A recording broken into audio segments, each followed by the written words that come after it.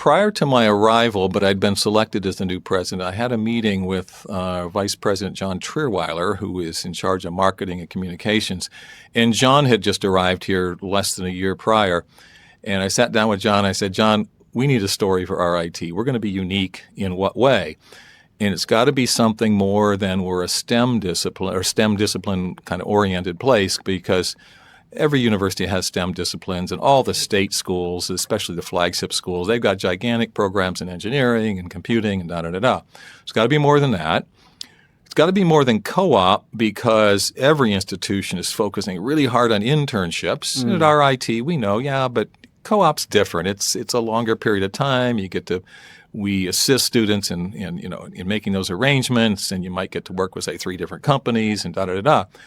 Yeah, but that prospective student coming out of high school, they may not fully understand the difference between a co-op or having a couple of summer internships. So it's got to be more than that.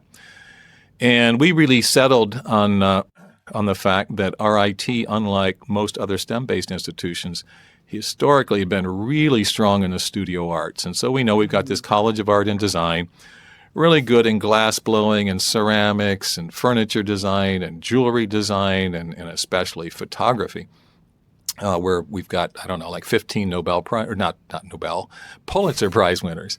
Yep. And so why don't we leverage that? So we really settled on emphasizing the work and growing the work we do at the intersection of technology, the arts, and design.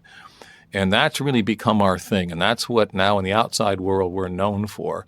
And so we're pretty proud of that, because we're no longer confused with RPI, Rensselaer Polytechnic Institute. They're more traditional. Yeah. We're not confused with Clarkson and a bunch of the other schools. And some of these, especially like Clarkson, when I got here, we were competing head-to-head with them.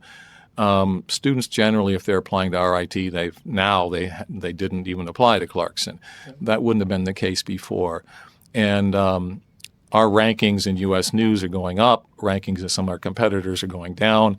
Yep. And I attribute that to the fact that we're doing some new things and we're actually being recognized. So, but that it's one thing just to say, okay, we're going to focus on that. But when you pull back the curtain, it's got to be real. Mm-hmm. And that's where some of the facilities come in, like the Shed, the new theater that will come online in another year, the Performing Arts Scholars Program, which now has 2,100 students in it. And it's I'm part of that. Okay, it really is different. Yeah. RIT really is different. We're not just a PR machine, but you come here and it's really different. Yeah.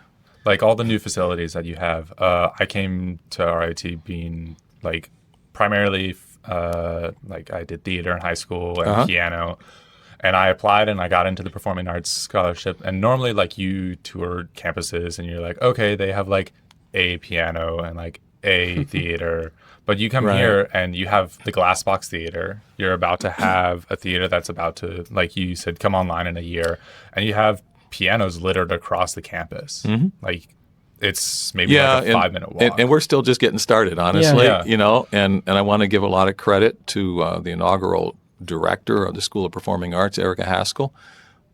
She came here with a vision that matched things I'd been thinking about, but, she and her teammates, boy, they've really carried it out.